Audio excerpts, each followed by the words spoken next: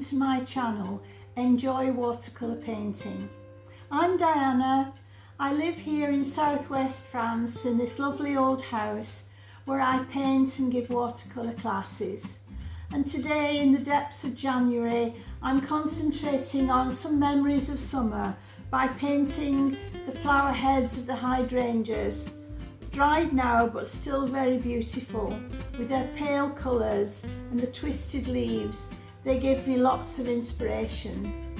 So join with me, we'll paint these together, a very loose, sometimes detailed, but beautiful way to remember them. Let's paint.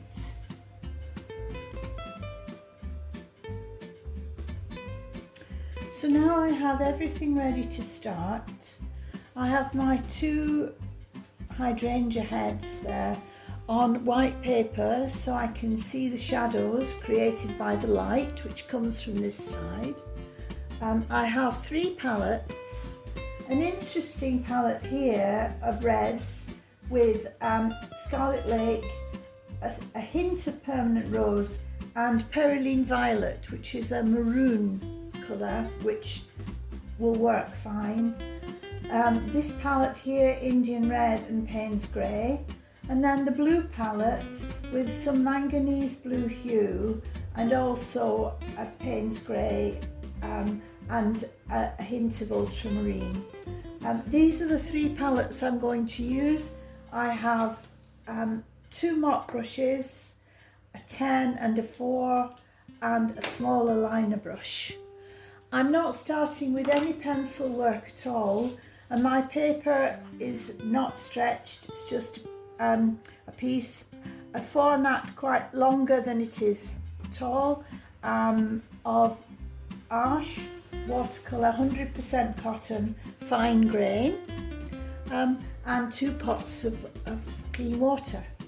So off we go.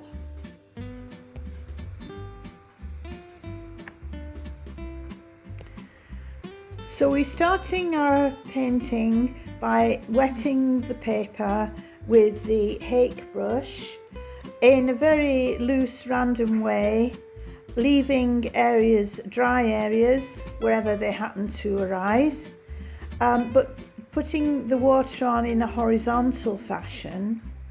And now my blue palette, which contains manganese blue, and the red palette with the Perylene Violet, I'm just dropping the colour in to the areas which are some wet, some dry, moving them about. The two mop heads of the hydrangea are very muted, very subtle colours now because they've dried, and I've just opted for this palette of blue and maroon. I'm just moving it in a very loose way. So we have, because of the dry areas of the paper, some areas which will stay white, which will help to give that mottled look. And I've just let them move and do their own thing.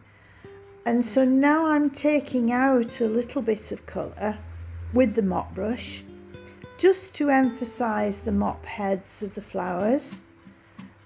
Sometimes if you do it too soon and the paper is too wet, the water will run back into the areas that you take out the colour. But don't worry, you can always go back over it. This is not an exact botanical study. It's just a painting celebrating how beautiful the dead hydrangeas look, even when they're dried and the colour has gone. It's a very subtle, gentle picture. I like the gentleness of the colouring of the flowers when they're dried like this. And the subtle blues and pinks are just lovely to see. And you can see that mop brush will take out some of the colour just to let me know where the mop heads are going to be. And now I've let it dry, and I can go in with the liner brush with some of the manganese blue, just highlighting the petal shapes that I took out with the mop brush. The blue mop head is a little bit more important than the one on the left, which is going to be more pink. But it is all very, very gentle and very understated. It doesn't have the drama of the flowers that I painted in the summer when the blues were so fantastic. But it's beautiful in its own way.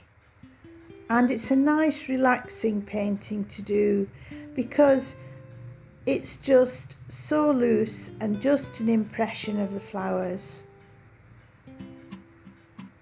Building up the colour and just adding a few centres in places, because this will be the more detailed flower, although it won't have much detail at all really. You can see now I've got the basic shape, although there's still a little more to add, but I want to get the stems into position, and because the flowers are all dried, we can see the support mechanism, the stems that go up into the flower to support the little florets. And I'm using a combination of manganese blue with a little Payne's grey and burnt sienna, just to give me that very dull browny green for the stem. Again, no vivid colour, this is all very muted.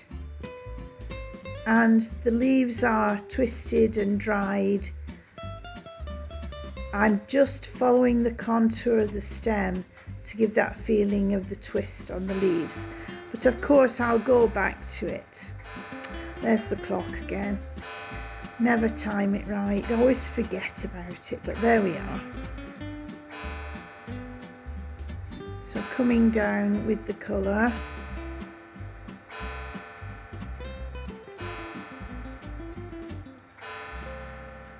It's 12 o'clock, nearly lunchtime, but we'll carry on nevertheless. More shading now, just to give that leaf a little bit more depth and dimension. And this liner brush works really well, adding the curves of the stems. I want to give a hint of the shadow, which is very strong, as you see from the model just above the painting.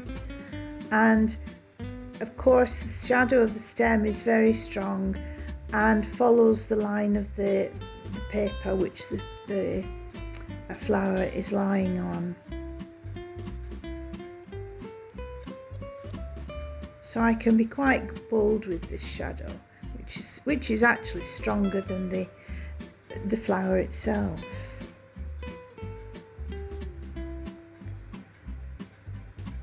Water added helps me to see where exactly I need to add paint. And then I can spot it on. Going with the blue this time. We could have gone with the same colour as the leaves, but I just like using that blue, the manganese blue, with a little hint of Payne's grey. And because the stem is wet, it will run down the stem as well, which is really good.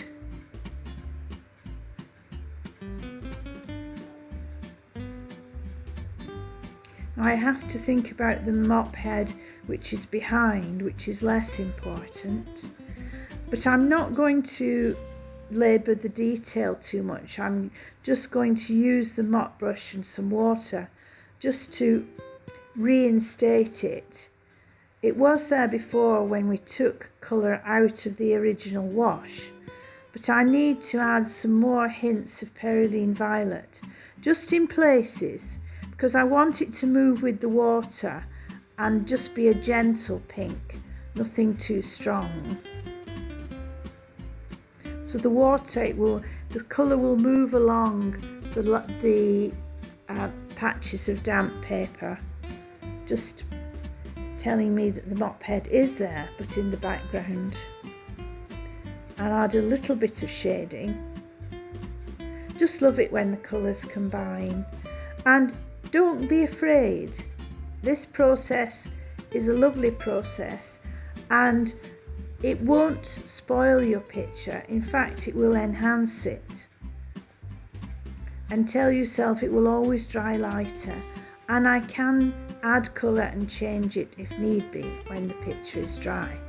And so here it is dry now, and I can start to look at what's working and what's not.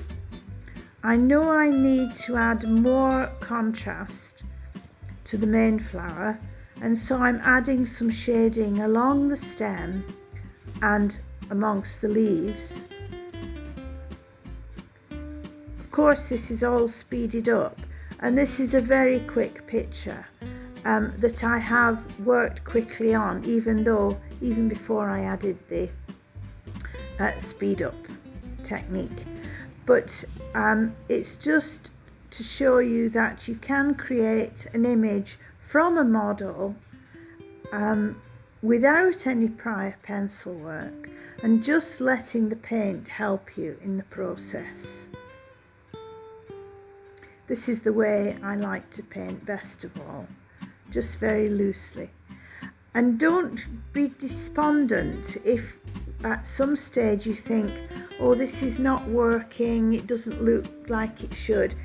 It's work in progress. Just carry on, enjoy the colour, enjoy the process of putting it on the paper. And if it doesn't work, you will have learned a lot in the time that you've spent. Sometimes when things work really well, you learn less. So it's beneficial, even if you're not quite happy with the result at the end of the day. Now you can see my shading, the stem shading is very precise under the actual stem of that blue hydrangea. And I want to add the shade of the mop head, so I'm going in with more colour, just following the contour of the flowers. Surprising how much, when the paint dries, you lose that contrast, so you have to go back in and reinforce it.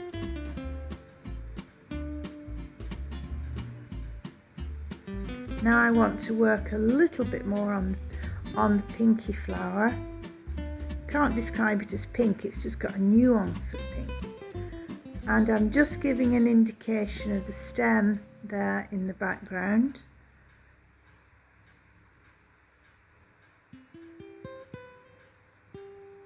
And more shading below.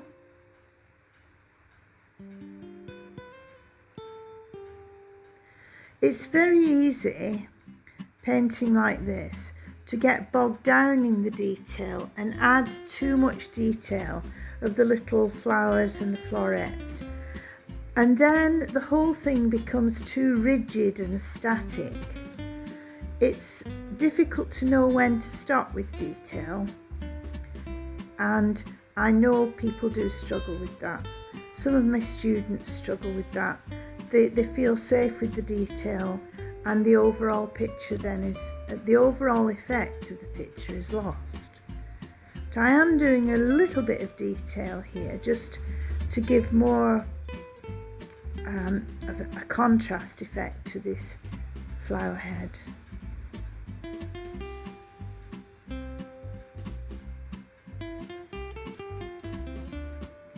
Now being braver with the shadow below, because that shadow is really strong, and letting it run.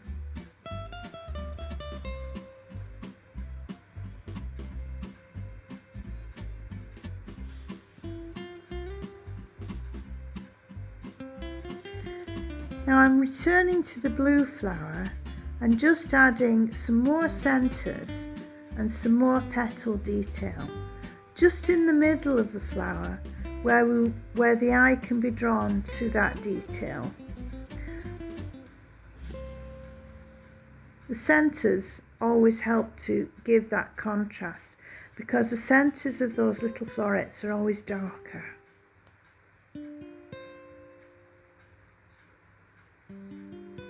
More contrast between the petals as well will help in giving us that extra detail.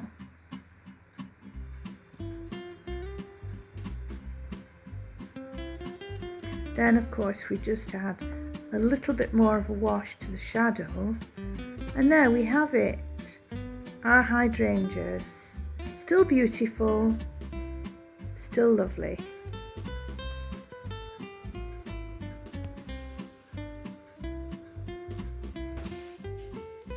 Thank you for watching my video.